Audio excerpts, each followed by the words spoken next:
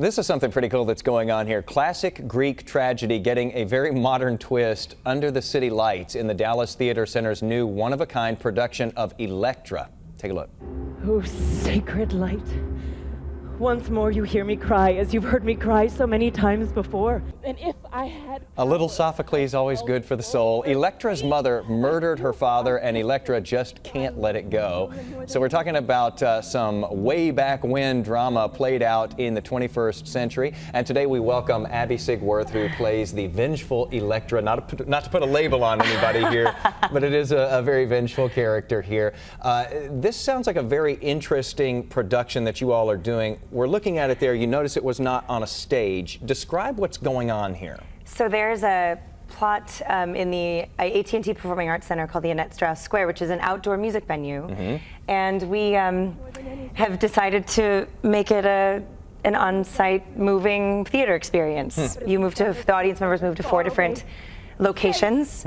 They wear headsets. We are mic'd. So we have this expansive space to fill physically, and yet, you know, auditorily, the audience gets this really intimate experience of the sound of the play. That's really interesting. So gesture-wise, you're still having to be pretty big because you've got that big space out there, but voice-wise, you can still be very intimate. I mean, you're right there in people's ears. Yeah.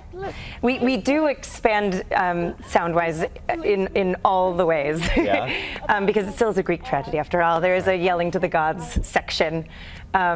But yeah, it is, you sort of get the most dynamic theater experience I think I've ever been a part of. And they have some sound that's pre-recorded that's being mixed in with what you're doing live out there. People are watching you standing outside or outside seeing this. It seems like a lot more could go wrong with this. Is that tough? Yeah. Like I was watching the weather report earlier, and I was thinking, Sunday, how's Sunday? We'll see. But you know, so much more can go right with it too, because I think that, you know, for an actor especially, this is a totally different experience, and certainly for an audience member.